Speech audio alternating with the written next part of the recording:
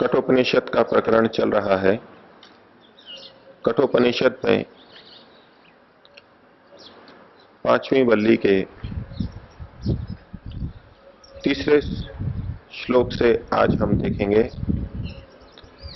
इस 5वीं वल्ली के पहले और दूसरे श्लोकों में आत्मा के बारे में, साधना के संपूर्ण मार्ग के बारे में बताया गया। साधना के मार्ग में हमें आत्म तत्व की महत्ता, जीवात्मा की महत्ता को मन में रखना और तदनुसार अपने जीवन को, साधना पथ को चलाना आवश्यक है। इसी बात को समझाने के लिए यमाचार्य यहां तीसरे श्लोक में कहते हैं, ऊर्ध्वं प्राणन उन्नयति अपानम प्रत्यगस्यति मध्ये वामनमासीनम विश्वे देवा उपासते। कहते हैं ऊर्ध्वं प्राणम उन्नयति, उस तत्व के बारे में कह रहे हैं जो प्राण को ऊपर की ओर ले जाता है। ऊर्ध्वं प्राणम उन्नयति, प्राणम ऊर्ध्वम उन्नयति। हमारे शरीर के अंदर विविध क्रियाओं को करने के लिए प्राण तत्व विद्यमान है। उस प्राण तत्व के 5 मुख्य भेद किए गए, प्राण, उदान, व्यान, समान और अपान। इसको और विस्तार दिया गया तो 10 भेद किए गए। उसमें 5 भेद तो अभी आपके सामने बोले, बाकी 5 भेद या कहें उपभेद, नाग, कूर्म, कृकल, देवदत्त और धनंजय, ये शास्त्रों में स्वीकार किए गए हैं। तो इन 5 प्राणों में से अथवा 10 प्राणों में से 2 मुख्य प्राणों का यहां पर प्रतीक रूप में उल्लेख किया गया है। तो प्राण के द्वारा जो हम ऊपर की क्रियाएं करते हैं, उसके लिए कहा जा रहा है कि ऊर्ध्वम प्राणम उन्नयति, वो तत्व जो प्राण को भी ऊपर उठाता है, प्राण को भी ऊपर ले जाता है। आगे कहा अपानम प्रत्यगस्यति, और जो अपान वायु को, अपान प्राण को नीचे की तरफ ले जाता है, वो तत्व। तो प्राण और उदान, प्राण और अपान यहां प्रतीक के रूप में कहे गए हैं। इससे सभी प्राणों का ग्रहण हमको कर लेना चाहिए। यमाचार्य के कहने का तात्पर्य है कि समस्त प्राण जो अपने कार्य कर रहे हैं, वो जिसके द्वारा कर रहे हैं, जिस तत्व के आधार पर कर रहे हैं, वो तत्व कैसा है, उसके लिए कहा आगे मध्य वामनम आसीनम। वो तत्व है इस शरीर के मध्य में रहता है। मध्य वामनम आसीनम, मध्य में वामन को जो कि बैठा हुआ है वहां पर, उसको।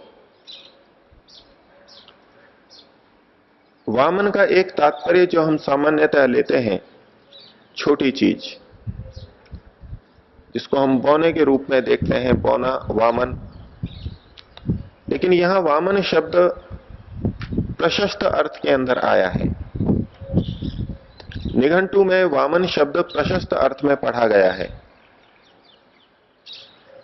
तो वामनम का अर्थ हुआ एक प्रशस्त यानी श्रेष्ठ तत्व, जो कि मध्य में बैठा हुआ है, उस तत्व को। मध्य वामनम आसीनम, मध्य आसीनम वामनम, मध्य में विद्यमान, विराजमान उस प्रशस्त श्रेष्ठ तत्व को। विश्वे देवा उपासते, सारे देवता उपासना करते हैं। वो तत्व जो प्राण को ऊपर ले जाता है, वो तत्व जो अपान को नीचे ले जाता है, और जो इस शरीर के मध्य में विद्यमान श्रेष्ठ तत्व है, उसी की सारे देवता उपासना करते हैं। उपासना का तात्पर्य है समीप में बैठना, उसके लिए उसके निर्देशों को पालन करना, उसके लिए कार्य करना। जड़ और चेतन दो तरह के देवता शास्त्रों में स्वीकार किए गए हैं। यहां पर जड़ देवता की बात प्रारंभिक स्तर पर हम स्वीकार करें, शरीर में जितनी इंद्रियां हैं और जो प्राण हैं, ये सब देवता हैं। ये समस्त देवता उस वामन की, उस श्रेष्ठ तत्व की उपासना करते हैं, उस आत्म तत्व की उपासना करते हैं। यमाचार्य के कहने का तात्पर्य है कि ये जो शरीर हमको दिखाई दे रहा है, इस शरीर से महत्वपूर्ण हमको इसके प्राण दिखाई देते हैं, इंद्रियां कुछ अधिक महत्वपूर्ण दिखाई देती हैं। लेकिन ये समस्त इंद्रियां भी एक तत्व की उपासना करती हैं, उसी के लिए कार्य करती हैं, और वो तत्व है आत्म तत्व, जीवात्मा। इन प्राणों का प्रयोजन इस शरीर को धारण करना नहीं है। वो प्राण शरीर को इसलिए धारण कर रहे हैं ताकि आत्मा का हित हो सके। वस्तुतः वो आत्मा की उपासना कर रहे हैं, आत्मा के हित के लिए कार्य कर रहे हैं। और यदि देवता का अर्थ हम चेतन तत्व लें, जो बड़े विद्वान पुरुष हैं, हमारे पूर्वज श्रेष्ठ व्यक्ति हैं, वो सब भी इसी वामन तत्व की उपासना करते हैं, उसी के आधार पर अपने जीवन को चलाते हैं। संसार में रहते हुए हम तरह तरह की गतिविधियों को करते हैं, लेन देन करते हैं, व्यवहार करते हैं, इंद्रियों के माध्यम से कार्य करते हैं। तो यमाचार्य कहना चाह रहे हैं कि ये समस्त कार्य, इंद्रियों के समस्त कार्य आत्मा के लिए हों, आत्मा को ध्यान में रख करके हों। ये देवताओं के द्वारा आत्मा की उपासना होगी। अर्थात यमाचार्य आत्म तत्व की महत्ता को साधक के मन में, नचिकेता के मन में बैठाना चाहते हैं कि हम आत्म तत्व को प्रमुख मान करके चलें।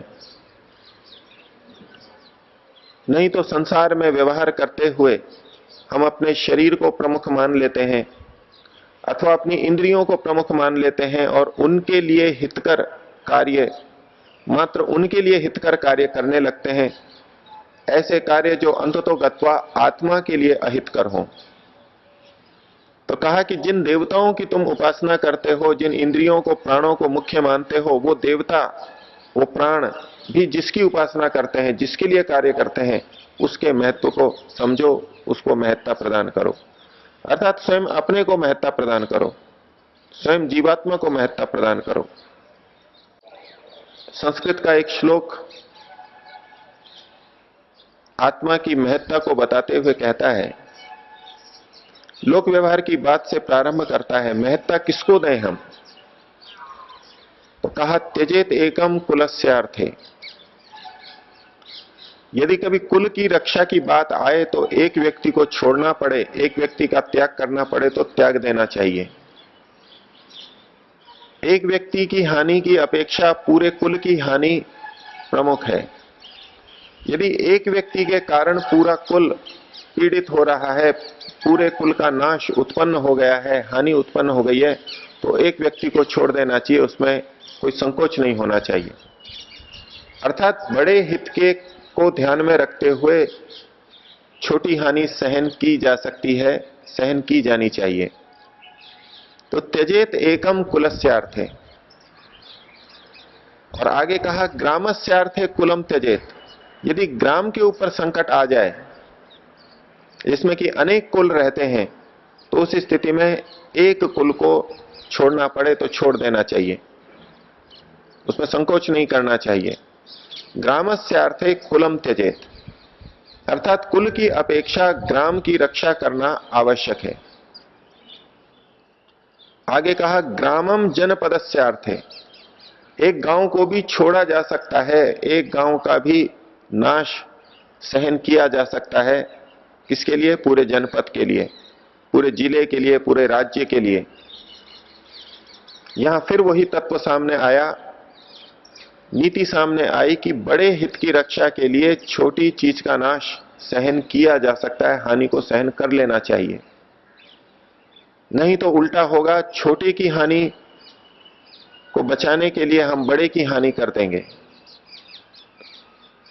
भावना अच्छी है, हम हित करना चाहते हैं, लेकिन दूरदृष्टि न होने से हम फिर बड़ी हानि को कर बैठते हैं। करना हित चाहते हैं लेकिन बड़ी हानि कर बैठते हैं। समाज के अंदर प्राय सुनने में आता है कि बस चालक ने